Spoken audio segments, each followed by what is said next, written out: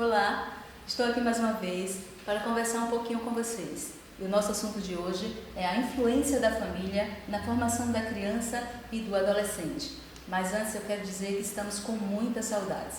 Nós aqui da Sorriso Infantil estamos com saudade daquele aperto de mão, daquela tirada de dúvidas, daquelas conversas informais na chegada e na saída quando vocês vêm pegar os filhos de vocês. Mas o nosso tema de hoje é uma reprise do que já trabalhamos na reunião de pais e mestres o ano passado, em 2019. Um tema oportuno para o momento: a influência da família na formação da criança e do adolescente. Vamos falar um pouco sobre o desenvolvimento afetivo e emocional. A gente sabe que o homem, ele vive melhor em grupo. Nós somos seres sociais. E nestes grupos, o desenvolvimento afetivo e emocional, ele é aprendido inicialmente no grupo parental, na nossa casa, com os nossos pais, com as mães, com os pais, com as mães, com os irmãos, enfim, com as pessoas que nos rodeiam. A partir daí é que vem o surgimento do eu. O surgimento do eu, a criança ela começa a se perceber como ser. O surgimento do eu, ele nasce como outro. E é por essa percepção que a criança se vê como vai ser o seu futuro. É com os outros que o sujeito muda, se transforma, se desenvolve, evolui. Por isso a gente pede sempre que valorize a importância das nossas ações, não do que a gente diz, mas do que a gente faz, porque nós somos exemplos para as nossas crianças. Luiz Fernando Veríssimo escreveu assim: as pessoas se definem no seu relacionamento com as outras. Ninguém é o que pensa que é, muito menos o que diz que é. Ou seja, somos o nosso comportamento com os outros. É o que eu acabei de dizer. Nós precisamos servir de exemplo para os nossos filhos, nossas crianças, nossos adolescentes, não pelo que falamos, mas pela forma com a qual agimos, pela forma com a qual nos portamos diante das situações. E essa forma, ela começa desde o nascimento. A mãe diz ao filho quem ela é através da linguagem não verbal, como ela olha para ele, como ela toca nele, como ela se expressa através de gestos de carinho. E aí, para isso também, a gente precisa pensar na origem da maternidade. A origem da maternidade, ela é de suma importância para o desenvolvimento da criança, desde a vida intrauterina. A gente sabe que tem filhos que são adotados e que a maternidade nasce com uma escolha, que pode ocorrer por meio de uma gravidez ou não. E a forma como tudo isso acontece faz com que a criança, no seu desenvolvimento intrauterino, tenha algumas situações que serão manifestadas após o seu nascimento.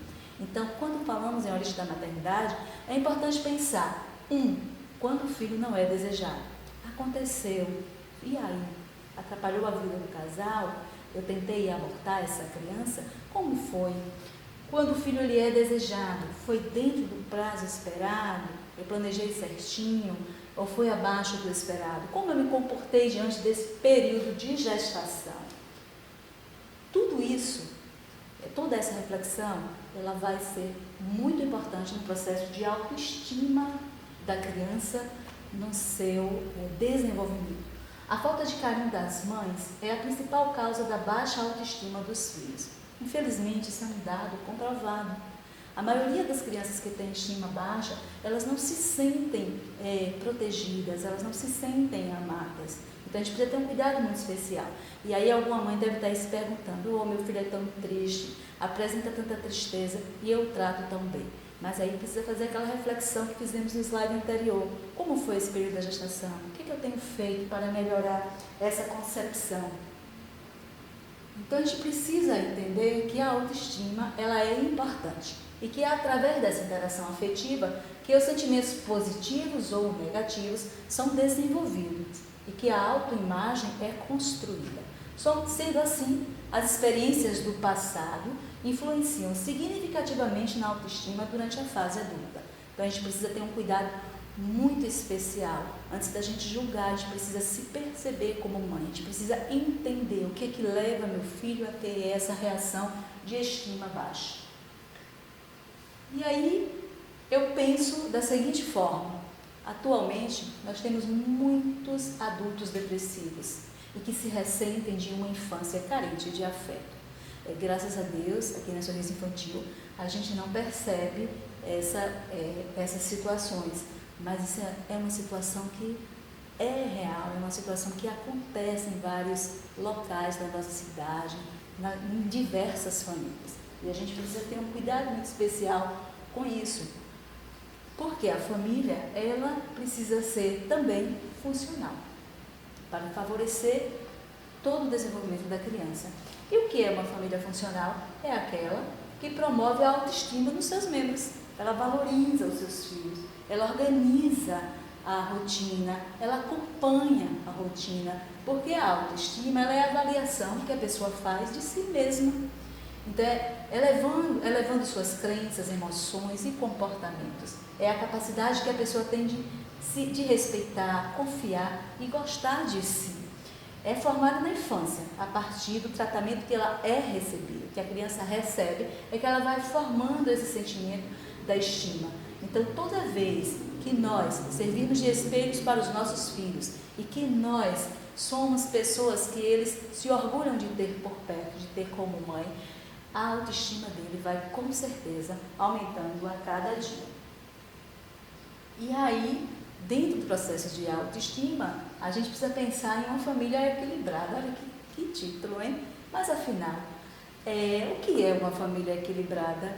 A gente vai falar sobre isso depois. A autoestima na família é notada quando as aspirações e desempenhos e as realizações de cada membro são apropriados pelo grupo.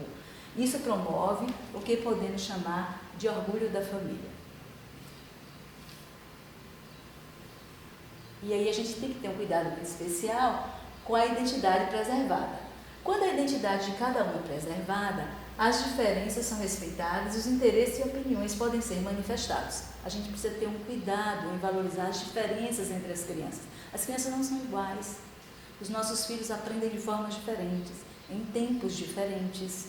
Nós fazemos as coisas em ritmos diferentes, então precisamos evitar comparações entre as crianças, precisamos preservar a identidade delas no sentido de valorizar aquilo que elas costumam construir.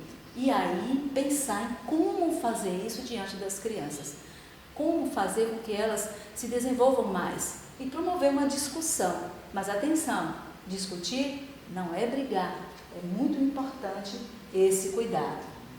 E aí as relações familiares, no grau de intenção familiar, pode ser observado pela forma como a gente se comunica, pelo tempo que dispensamos para a troca de ideias. Então, Ferreira Carneiro escreveu assim: o grau de interação familiar pode ser observado pela forma como seus membros se comunicam, pelo tempo que dispensam para trocar ideias, a linguagem que usam para se comunicar, como emocionam e etc.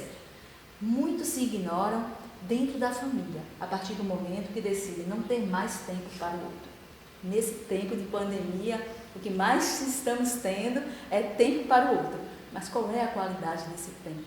Nós temos valorizado as crianças, nós temos valorizado as suas descobertas, as suas ações, nós temos acompanhado a rotina de estudos, a rotina de brincadeiras, nós temos nos envolvido de forma alegre com as nossas crianças. É só para reflexão. O que a família representa para mim? O que a família representa para você? Essa reflexão também ela é muito importante, né? O tempo é uma questão de prioridade. A falta de tempo para a família denuncia que algo não está bem, percebe-se pela falta de atenção. Agora, nesse momento que estamos vivendo, o que nós mais temos, a maioria de nós, é tempo para as nossas famílias. Mas antes, como estava isso? Nós precisamos repensar, nós precisamos refletir a respeito dessa situação. E aí, o que a gente já sabe, o que vocês também já sabem, é que a educação começa em casa. Ela não começa na escola. Então, essa paixão amorosa pela educação permanece enquanto o outro se parecer igual a você. Então, a gente tem que ter um cuidado Ora, se eu aprendi a ler tão rápido, porque meu filho demora tanto? Se o irmão dele faz assim, por que ele não pode fazer? E aí tem que ter um cuidado, porque quando ele começa a ser reprimido na própria casa, ele começa a não se sentir valorizado. E aí a gente precisa evitar e lembrar que as pessoas são diferentes, pensam, sentem, percebem e desejam e agem de formas diferentes. Não vemos as coisas como são, mas como nós somos. Então a gente precisa ter um cuidado muito grande. Forte essa colocação de Annes, quando ela diz assim, não vemos as coisas como são, mas como nós somos. Isso é importante, porque eu preciso ver as coisas de como elas acontecem, de como o outro se porta diante de tais situação. Para facilitar a convivência e garantir direitos iguais, as normas pretendem nivelar as diferenças e igualar os desiguais. Olha só como seria possível isso. A gente precisa ter mais um cuidado especial com tudo isso. As decisões do grupo, aí eu estou falando de família mesmo, elas são normas para os seus membros. A unidade de um grupo pode ser ameaçada quando os indivíduos resolvem descumprir o que foi decidido pelas convenções. E como as normas são a identidade do grupo, descumpri-las é o mesmo que rejeitá-las. Então a gente tem que ter um cuidado. Se na nossa casa a gente diz, olha, a nossa norma é que a gente vai criar nossa rotina, nosso almoço vai acontecer todos os dias às 12 horas. De repente, não foi possível em um dia. Como é que a gente vai se portar diante disso? O que a gente vai fazer para garantir o cumprimento dessas normas? É um descumprimento de uma vez ou outra que a gente vai estar entendendo que essa criança está fora do que foi planejado? A partir da nossa ação é que a criança ela vai acontecendo o seu desenvolvimento moral. E a gente precisa ter um cuidado muito especial, porque a consciência moral ela passa pela anomia, heteronomia, para enfim chegar à autonomia. Mas o que é a anomia? Quando cumpre a lei porque precisa, mas sem compreender. A criança vai ali e diz, não, você precisa fazer isso. E ela faz, mas a gente não tem uma preocupação em explicar ela por quê. Ela faz por medo, por respeito. Quando chega na heteronomia, ela cumpre a lei sem aceitar e sem concordar com esta, mas cumpre porque é obrigado. Aí ela não concorda, ela não aceita, mas ela tem que cumprir. Então, isso aqui vai fazendo com que ela vá tendo a sua consciência moral e ela vá, enfim, desenvolvendo ou não o que chamamos de autonomia. Na autonomia, a criança cumpre a lei porque aceita e quando não concorda, entende que é a única forma de vivência que garante a justiça, o direito e a igualdade social. Então ela cumpre, ela entende que ela precisa seguir determinadas normas no processo de escola, na adaptação, na família, cumprir as rotinas, porque ela precisa se igualar àquele grupo e seguir as regras. Aí a gente tem que ter cuidado, aí a gente volta para a família. Como é que estão essas normas? As normas rígidas, flexíveis, que chamamos de frouxas, ou estamos sem normas? A gente precisa ter um cuidado. Como é que a gente faz, então, para conseguir o respeito? Né? A gente precisa compreender que o respeito ele não é adquirido através do medo. Medo não impõe respeito. A arbitrariedade, a antipatia não impõe respeito. Quando a criança tem medo, ela faz, mas na sua ausência, ela vai fazer do jeito que ela quer. O interesse, a propina, a simpatia, ela não impõe respeito.